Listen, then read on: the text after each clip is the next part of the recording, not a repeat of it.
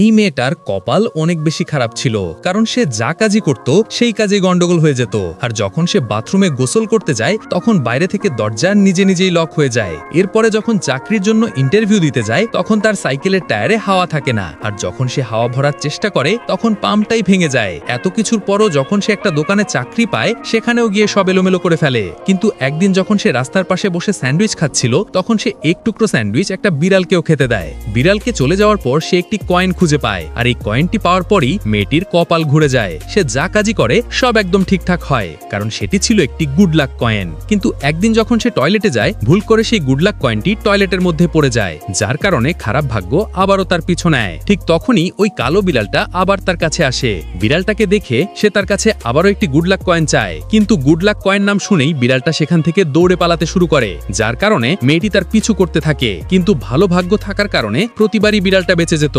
Next পার্টের জন্য সবাই ভিডিওতে লাইক দিয়ে যাবে।